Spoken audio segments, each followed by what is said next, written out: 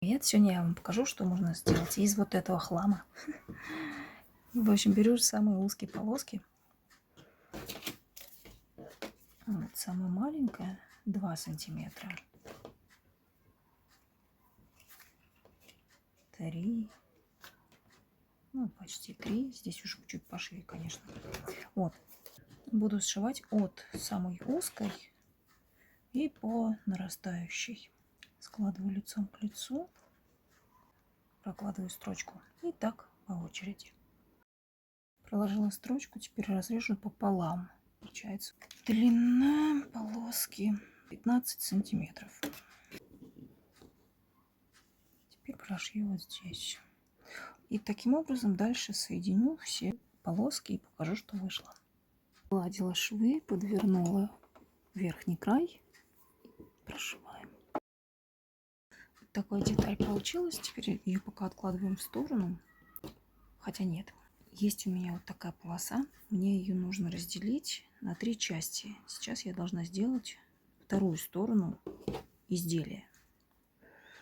Так, делю на 3. В принципе, если есть у вас большой кусок материала, то не нужно вот эти вот танцы с бубнами. Я хочу сделать из вот этого лоскута, из 3 частей, сшить вторую сторону. Теперь сшиваю их между собой. Сшила, прогладила. Так, это будет у нас задняя сторона. Мне не хватает боковых частей. Сейчас сделаю надставки с обеих сторон.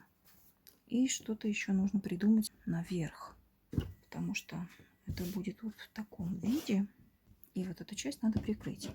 Пришила здесь боковые и из этих остаточков сшила. Это у меня будет верхняя часть. Теперь буду сшивать. Вот так нахлест делаю. Все это соединяю и буду прошивать по периметру. Прошила.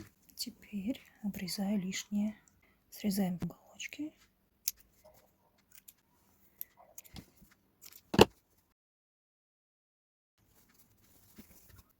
Получилось вот такое изделие. Интересно, кто-нибудь догадался уже, что это? Теперь мне нужно прошить прям русло шва. А теперь покажу, что же это такое. Класс, мне нравится. Такое удовольствие получаешь, когда из мусора выходит что-то дельное.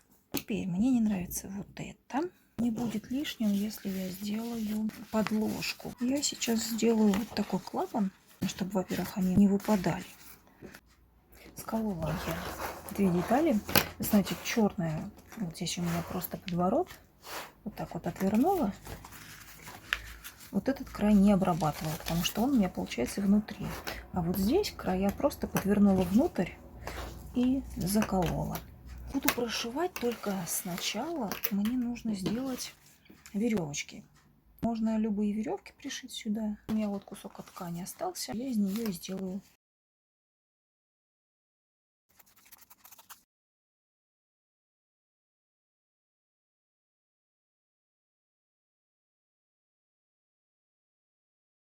Прошила по периметру. Немножко вот здесь вышла ткань за границей. Ну ничего. Так, изначально была задумка вот эту часть прострочить. Но сейчас я подумала, здесь у меня все аккуратно внутри. Я думаю, что здесь просто проложу строчку, закреплю вот этот клапан, чтобы он не болтался. И у меня получится такой карман. В принципе, можно будет туда что-то класть.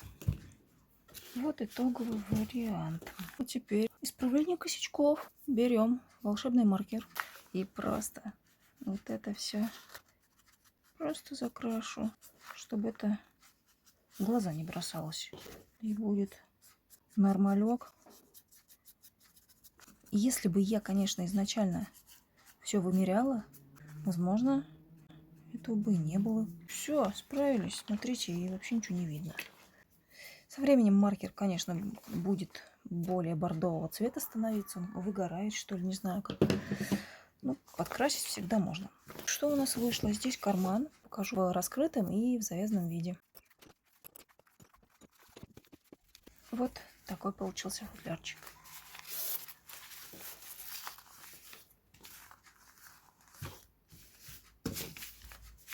Мне нравится. Конечно, с маркером я немножко переборщила. Убирала один косяк, а появился второй.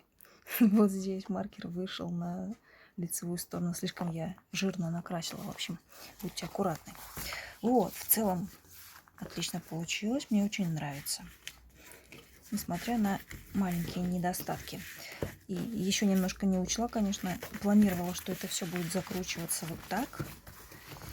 Но тогда мне надо было бы где-то вот здесь пришивать ленту. Вот, у меня получается только в 2 сложения. Вот так будет завязываться. Так даже удобнее. С одной стороны он плоский, меньше места занимает. Вот, спасибо вам за просмотр, друзья. Надеюсь, вам понравилось. Ставьте лайки, пишите комментарии, что вы думаете. Годная идея, нравится ли вам или нет. Всем спасибо.